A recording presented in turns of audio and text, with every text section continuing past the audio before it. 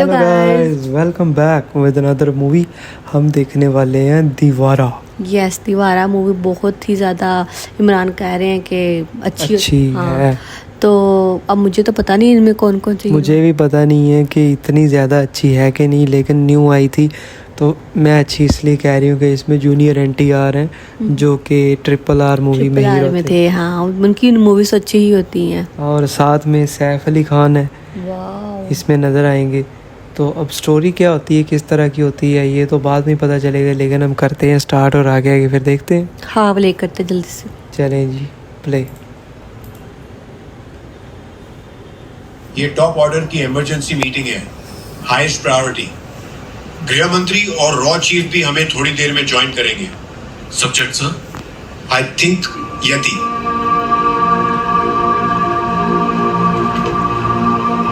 मंत्री तक आ गए।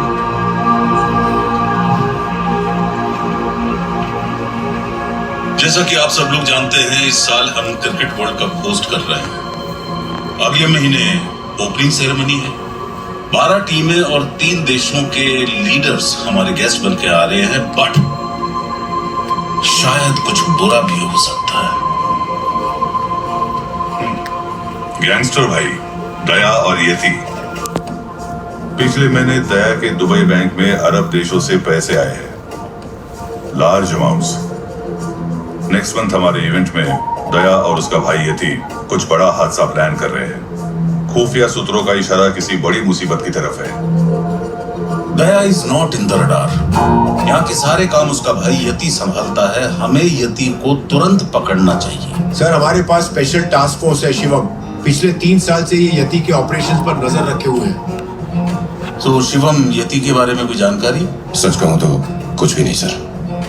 पिछले 3 साल में यति को 3 बार अरेस्ट करते करते रह गया और हर बार ऊपर से ऑर्डर आया कि यति को हाथ नहीं लगाना है। ना, ये दूसरे पर आरोप लगाने का समय नहीं है। Sorry sir. मैं तुम्हें फुल पावर्स देता हूँ। Go and get him. पिछले 2 महीने से यति और उसके गैंग मेंबर्स कोई बाहर नहीं दिखे सर। शायद वो अंडरग्राउंड हो चुके हैं इस ऑपरेशन की वजह से। हमें जल्द से जल्द कुछ करना होगा सर। अगले महीने आयोजन है। यति को पकड़ो या फिर आयोजन रद्द कर दो।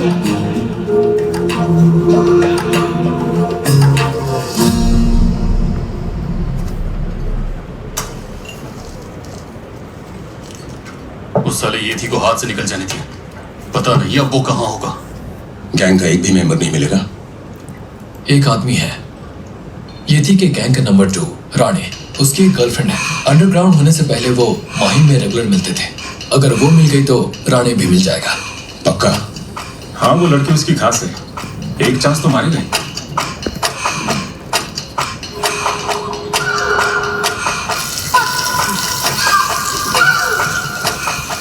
लड़की पे भरोसा है? हमने उसे सेफ रखने का वादा किया है। वो जरूर आएगा। आ गया।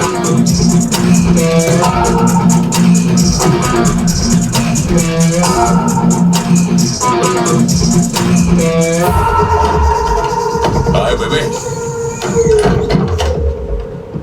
इतने दिन के बाद याद आई मेरी।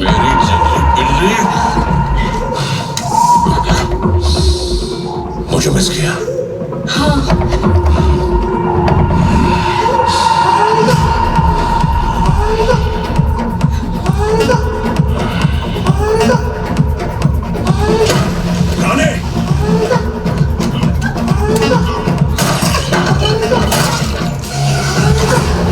Shoot up the legs! Come on, shoot up the legs, boys!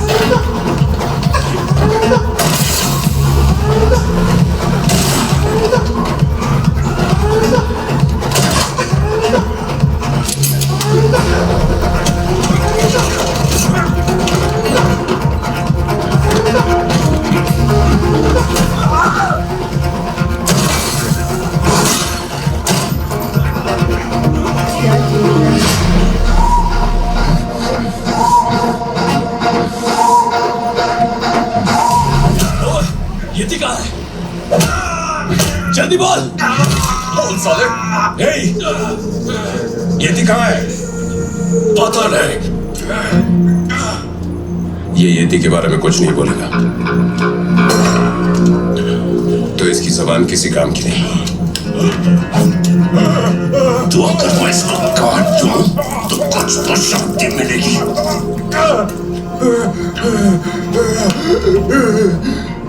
बोल। साउथ की तरफ गया वो। आंध्र तमिलनाडु बॉर्डर पर एक गांव है रत्नागिरी, वहां पे मुर्गा नाम का एक स्मगलर है।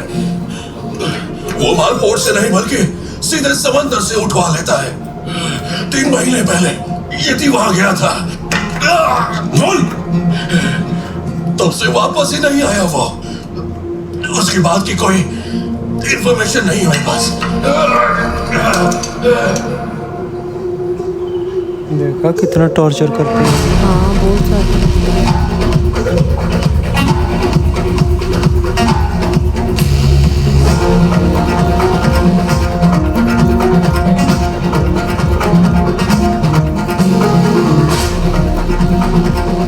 डीएसपी तुलसी।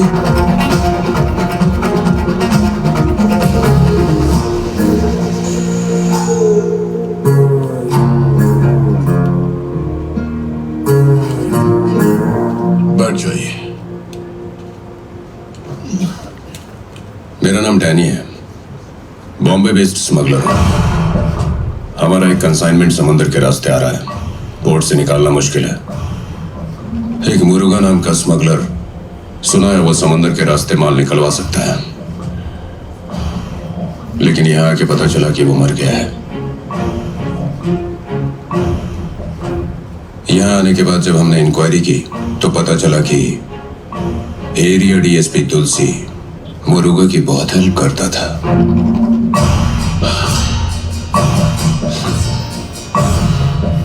अब हमारी भी हेल्प कर दो, जैसे मुरुगा की हेल्प करते थे। अपना दाम बताओ। समंदर से माल बाहर निकालकर ना मुर्गा लाता था और ना मैं।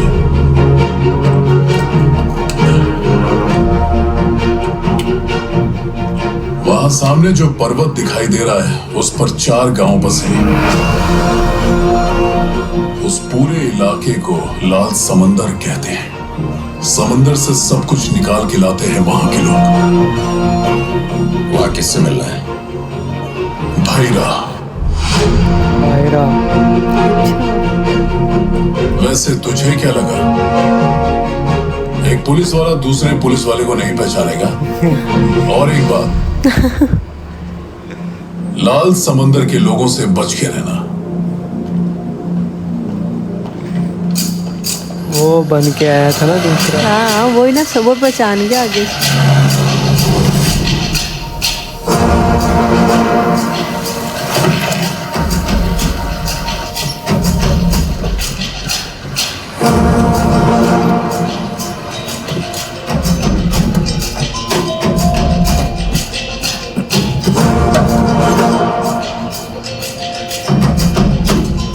कौन है तू? क्या चाहिए? भाईरा से मिलना है।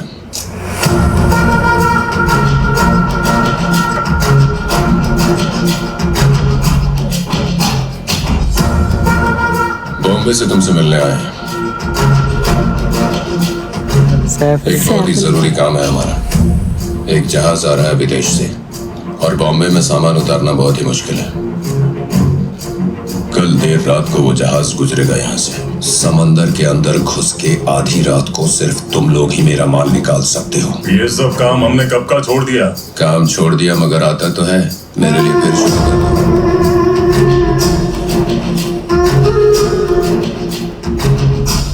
मैं वो कीमत दूंगा कि ये पर्वत सोने का बन जाएगा।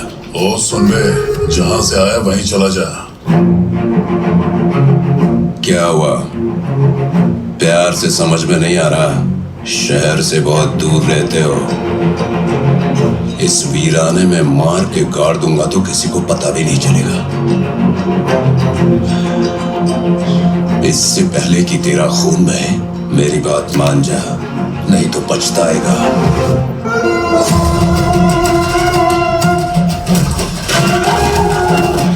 ओहो, क्या धोती उठाई।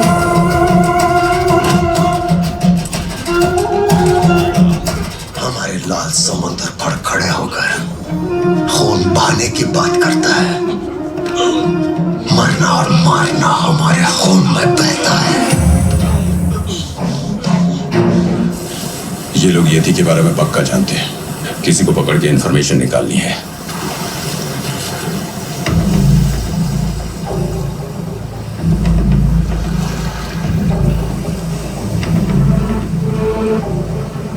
उन्हीं के पर्वत पे उन्हीं को डराने की कोशिश की।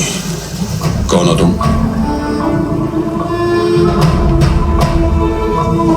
सिंगप्पा।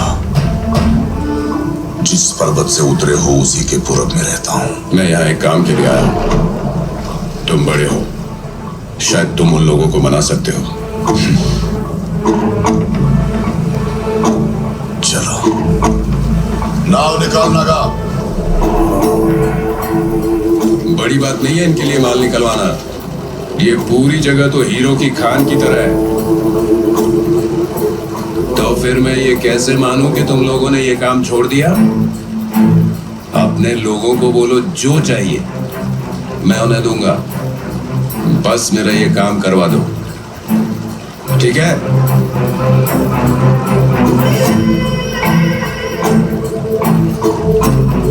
कैसा लगा? एकदम असली वाला हीरा है। अगर मेरी बात मान ली तो ऐसे बहुत सारे हीरे तुझे दूंगा। पहन के देखो।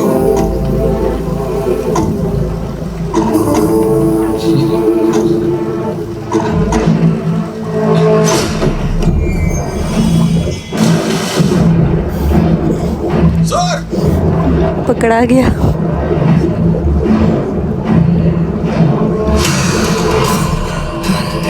ये क्या बना हुआ है?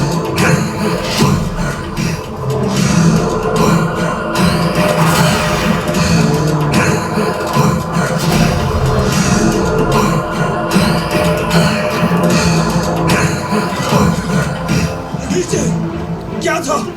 क्या था? क्या था सर? क्या था सर? नीचे तुम्हारा हीरा मिला क्या? समंदर में जो दिखा उसने तुम्हें हिला दिया, तुम्हारा हीरा भुला दिया।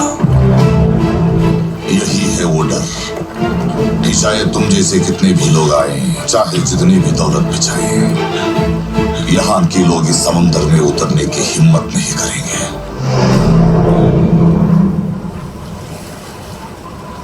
जो मैंने समंदर के अंदर देखा वो अभी भी मेरी आंखों के सामने है। आखिर कौन है वो लोग? उन सबको किसने मारा? बहुत लंबी कहानी है। खून से समुंदर को लाल कर देने वाली कहानी। किसकी कहानी है? समंदर की लहराती बल खाती लहरों पर स्थिर खड़े एक योद्धा की कहानी। हमारे देवरा की कहानी।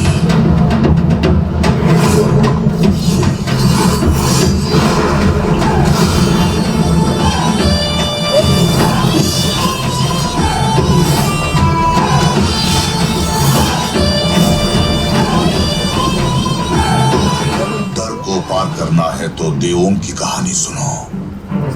डर को समझना है तो देवरा की कहानी सुनो।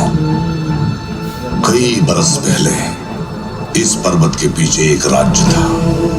उसे जीतने के लिए समुद्र पार करना जरूरी था, लेकिन उस पर्वत पर राजा की एक सेना थी।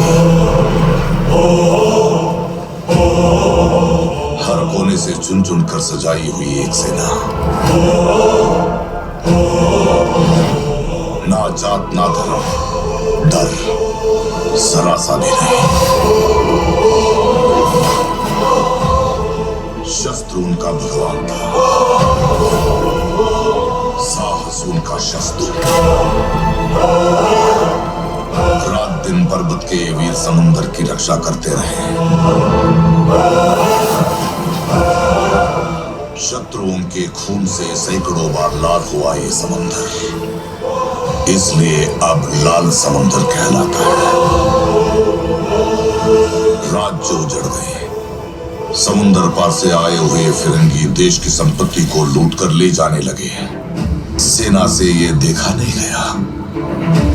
देश के लिए कुछ भी करने का जज्बा था ना उनमें जनाब। लुटेरों की नौकाओं से लूटा हुआ माल फिर से लूटकर यहाँ के लोगों में बांटते थे। जब फिरंगी चले गए तब देश को इस पर्वत के वीरों की ताकत की जरूरत नहीं रही।